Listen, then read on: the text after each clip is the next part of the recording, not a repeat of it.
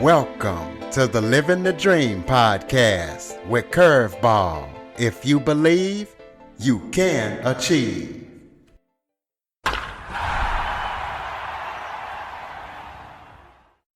Welcome to the Living the Dream with Curveball podcast, a show where I interview guests that teach, motivate, and inspire. Today we're going to be talking love and relationships as I am joined by Anil Gupta, internationally known as the Love Doctor. What Anil does is he helps singles, families, and couples get through issues and struggles in their relationships with proven methods to help them live a life full of love. He's helped people in 18 countries. So we're going to be talking to him about his methods and why he does what he does. So Anil, thank you so much for joining me. Thank you for having me on the show, Curtis. I'm so delighted to give your audience practical tools that will change their lives. Why don't you start off by telling everybody a little bit about yourself? People started calling me the Love Doctor. I loved it, so I stole it. And I've spoken in 18 countries, 4 continents, in 8 languages. I've been translated. I've written 3 bestseller books, TEDx, Fox News, Sky TV, ABC, NBC, Harvard, stages over 10,000 people. I've coached celebrities, millionaires, billionaires, people like Mike Tyson, who gave me a wonderful testimonial. I've been on stages with Richard Branson, Tony Robbins, Marcus Lemonis, Damon Jones, Sharon Lecter, Les Brown. And I was suicidal in 2008. And I realized that I'm here for a different reason. I'm here to serve people. I'm here to save people. So that's what I started to doing. I help people overcome the struggles that they have in their relationships so that they can have a lot more love in their lives and lead a richer, fuller, happier life. Well, speaking of relationships, why do you feel like relationships have such a poor success rate? Well, most people have maybe 5 or 6 relationships before they get married. Every single one has failed. Every single one. Then they get married. They don't know if this is going to work out because they don't have a formula. They don't have a plan. It's just guesswork.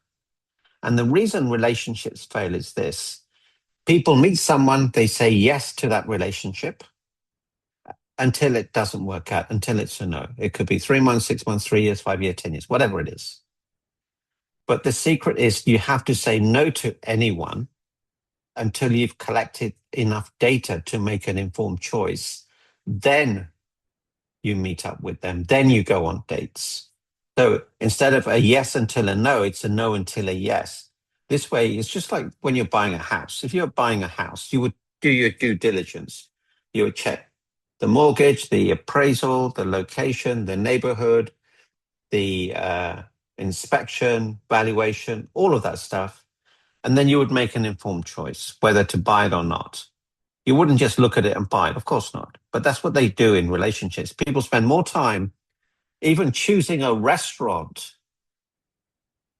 buying a car, buying a house, buying a business than they do on their relationships. And that's the reason relationships fail. Well, for those out there looking for a better relationship with their spouse, to improve their relationships, give us some best practice tips on doing that. So if you're in a relationship, men, you have to know what women want. Women, you have to know what men want. So men want to be respected. Women want to be loved. So ladies, if you can make your man feel respected, he'll do anything for you. Gents, if you make your partner feel loved, she'll do anything for you. So the best way to do this is really ask your partner. It's that simple, but it's not easy. You ask your partner, what can I do to make you feel more loved? What can I do to make you feel even more respected? Let them answer and then ask them, what else can I do? What else can I do? What else can I do? And just do those things. So women want to be heard. They want to be listened to. They want to feel understood. They don't want to be criticized. They don't want to be fixed. They want you to be present. And they may like words of affirmation or gifts. Men want edification. They want you to be present. They want to be praised. They want to be thanked. They love touch on the shoulder. Good job. I'm proud of you. Well done. They like you to say respectful things. That they really will do anything for you if they feel respected. And it's easy. Well, it's simple, but it's not easy. When I was suicidal in 2008, I had to tell my wife I'd lost everything in the stock market. And she looked up at me and said, I knew something was wrong. I thought it was something serious. I said, what are you talking about? This is serious. She said, no, honey, I thought you had cancer. I thought you were dying. You see, Curtis, I didn't ask her what she wanted. I thought that's what she wanted. If I'd have had the knowledge that I'm sharing now, just ask your partner, what is it you want? And they may say, I would love to go on a morning walk with you. Wow, really? Yeah, if it's important to them, it's important to you. Ask them what would make the difference that makes a difference. Well, let's talk about those who might right now be having trouble marriage or their marriage is in trouble. Give some best practice tips on what they can do to try to help save their marriage. Okay.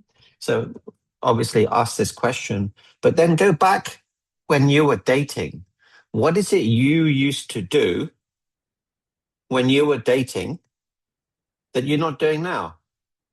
Are you not opening the door for her? Are you not giving her flowers? Are you not giving her attention? Are you not taking her out to dinner? Are you not making time for her? Are you not being present with her?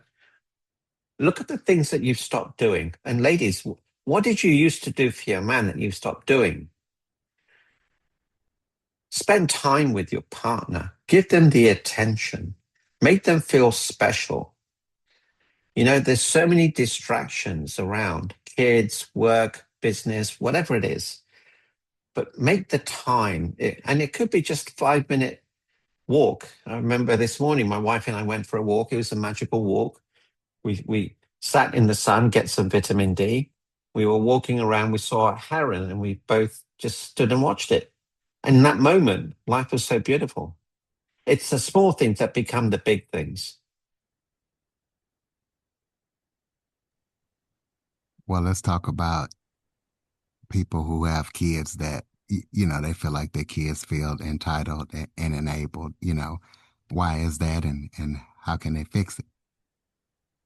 It's a big problem now, Curtis. A lot of kids are entitled and enabled. And it all stems from the fact that in my generation, I'm 65. I've been through a lot of adversity. So, a lot of pain, a lot of suffering, a lot of things to overcome. And a lot of parents don't want their kids to go through adversity. So what they do, they make life easy for them. But the thing is this, when you do that, we're not teaching them how to handle whatever life throws at us. So then they get upset. They don't know how to handle situations. They don't know how to handle conflicts.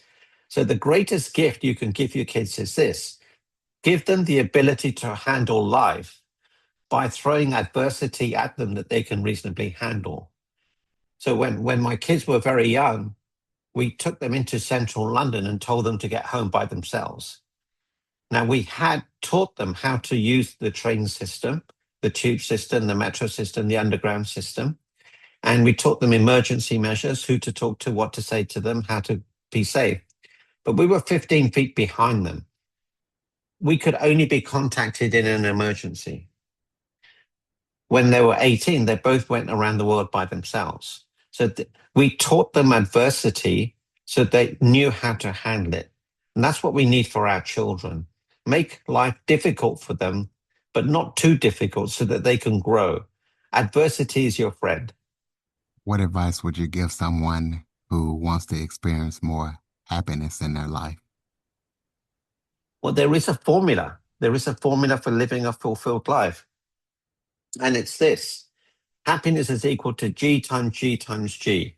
The first G is you have to give your time, your energy, your love, your commitment, your joy, your gift, your money, but without wanting anything in return. When you give, you receive endorphins, so you feel good. The person receiving the gift receives endorphins, so they feel good. The person observing the gift feels good and they receive endorphins. When they share, they feel good. The person receiving the share feels good. The person observing the sharing feels good too. So it goes on a long way. So the first G is to give. The second G is to be grateful for what you have.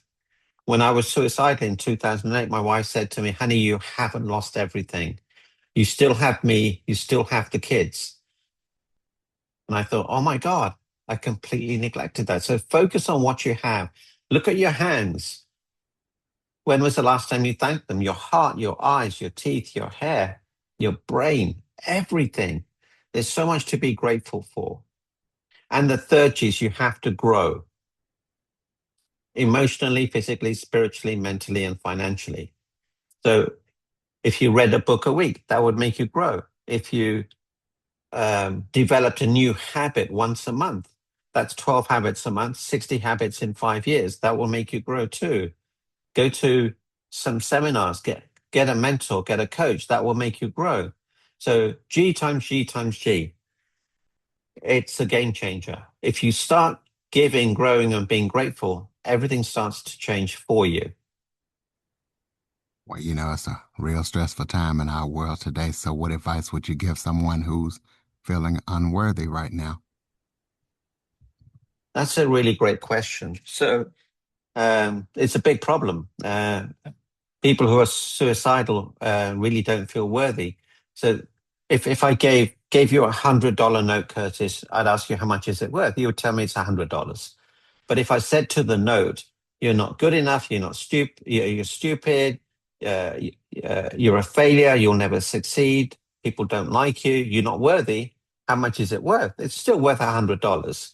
So this is what I tell people, no matter what anyone says about you, to you, your value never changes.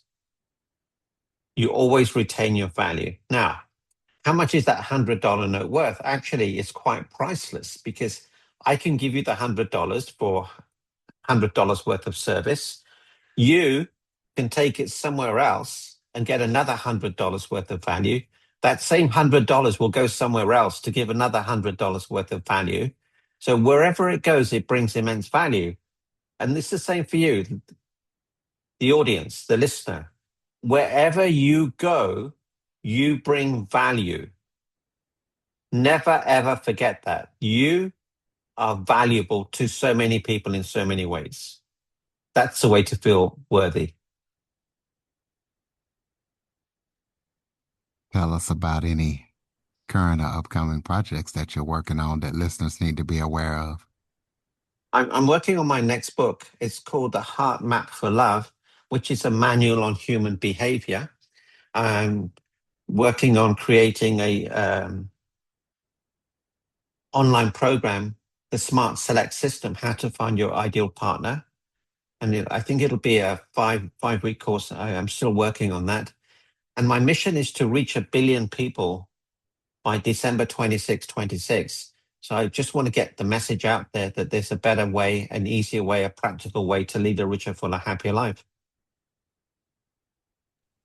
Well, speaking of those books, tell us about the books that you book or books that you have before the one that you're currently working on. Let listeners know what they can expect when they read it and where to get it. Sure, it's they're all available on Amazon. The first one is called Immediate Happiness, which is a manual on human behavior. The second one is the Heart Map for Health. The third one is a Heart Map for Vitality. And they're all practical guides to add more years to your life and more life to your years. Well, so everybody can keep up with everything that you're up to, throw out your contact info. So the best way to know what I'm doing and get some free resources is on my website, meetanil.com. And I'm sure that you'll put in the show notes how to get me on Instagram, Facebook, LinkedIn, TikTok, and YouTube.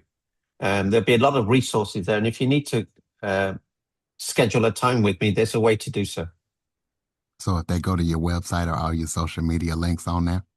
There should be, yes. Perfect.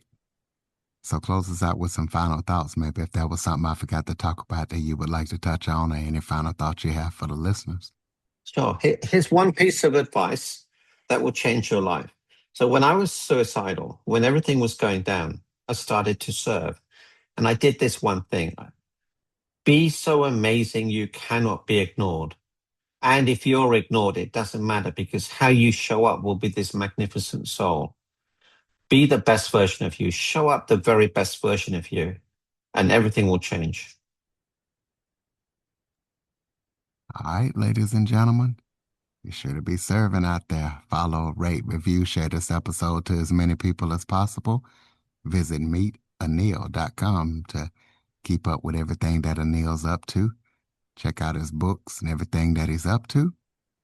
If you or someone you know would like to be a guest on the Living the Dream with Curveball podcast, if you'd like to leave a review, or if you have any suggestions for the show or feedback, visit www.curveball337.com. Thank you for listening and supporting the show. And love, Doctor, thank you for all that you do, and thank you for joining me. Thank you for having me. For more information on the Living the Dream with Curveball podcast, visit www.curveball337.com. Until next time, keep living the dream.